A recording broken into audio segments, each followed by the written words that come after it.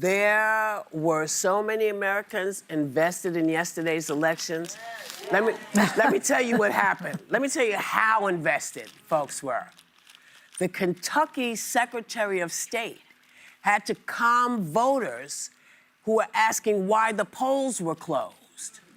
He posted a PSA saying the polls are closed because Kentucky has no elections today.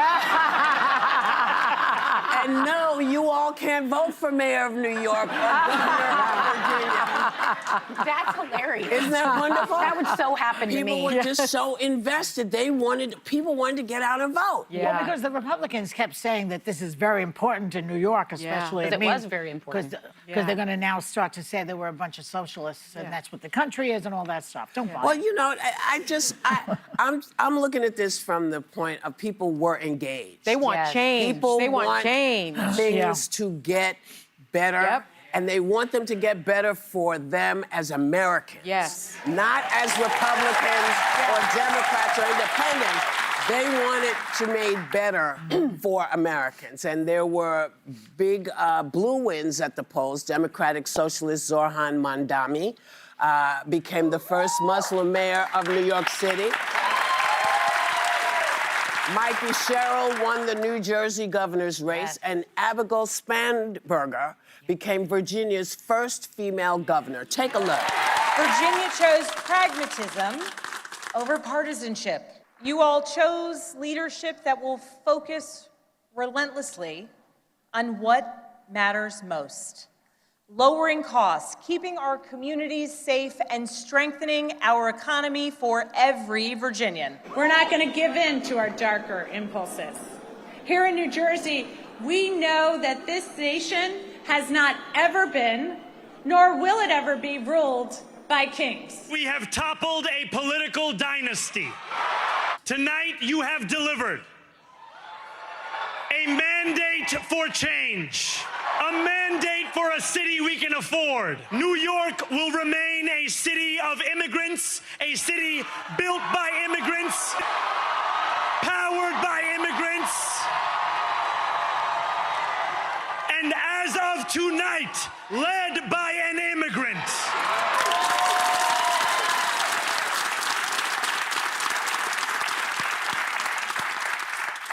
So I ask you, what are your biggest takeaways from what we've seen? Well, what's his name? Trump is going to have to really learn how to pronounce Mamdani's name now. That's going to be rough on him. But, you know, I have to, before we even talk about that, I have to say, Marjorie Taylor Greene, who was on the show yesterday, her timing couldn't have been better. I mean, she's basically turning on the Republicans in several areas. Of course, continuing to say she loves Trump, because why wouldn't you? Because the retribution against her would be horrible. So she stays there. But and then today, the Democrats pulled it out of out of the air and did it. So she was right. She's smarter than we thought. Well, you had said, Joy, that everyone's going to think because of the New York election that we're all like Democrats or socialists. I say I paid less attention to that election in general because I was a bigger fan of Abby Spanberger and Governor-elect Mikey Sherrill. Both of these are centrist Democrats. I've been screaming about them since they joined Congress back in like 2019, 2020. These are people that are common sense, pragmatic, service-level people. They've been in the CIA, the Navy.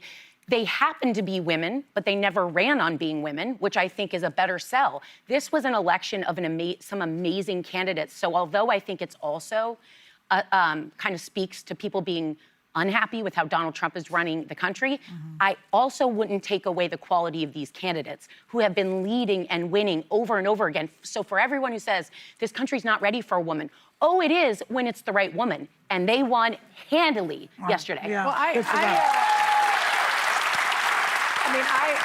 agree that these were exceptional candidates. Yes. And I also think that what it taught us is that the Democratic Party is a big tent party. It's an inclusive party. We have a man who is the first Muslim mayor of New York City, who is a very, very important politician. I think he's a very special politician, and I think people want change.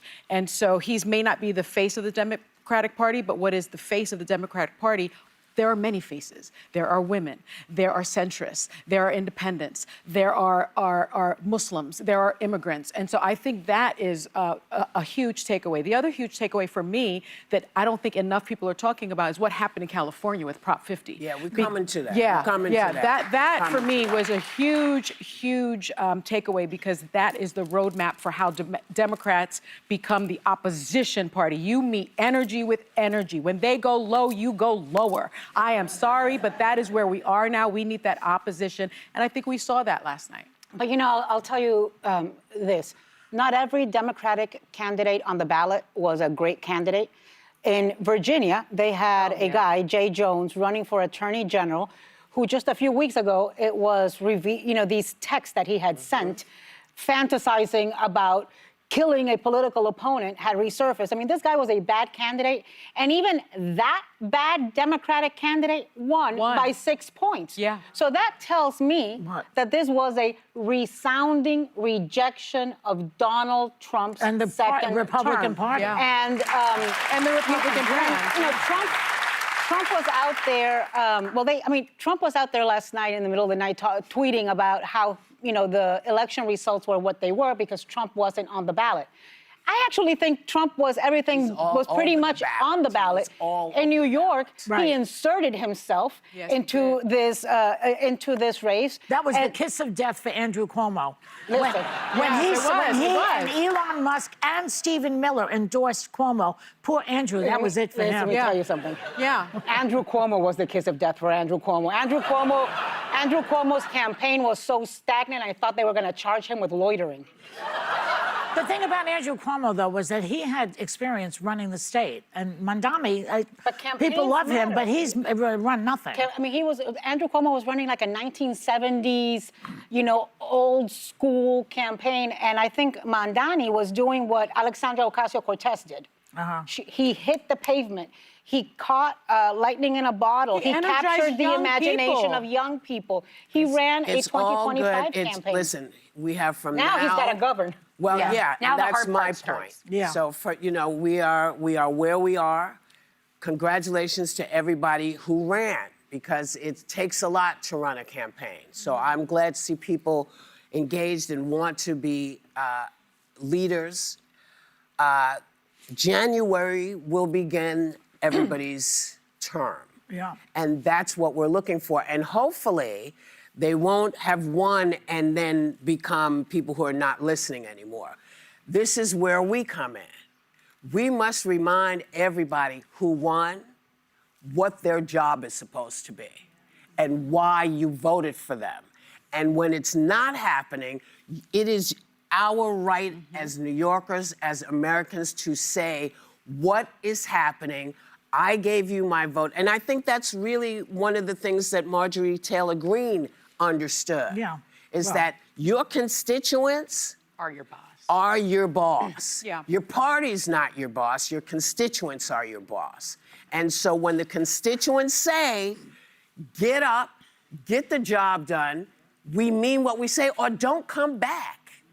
I think we've lost, because we've been told, well, nobody's going to do anything.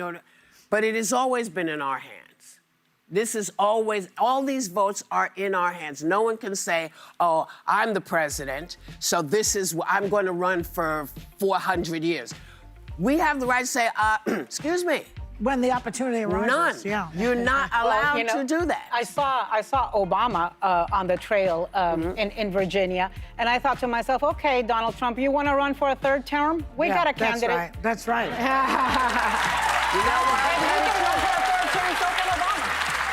You know what? The Democrats have a lot of good candidates. Yeah. The party has to get out of the way and let them shine.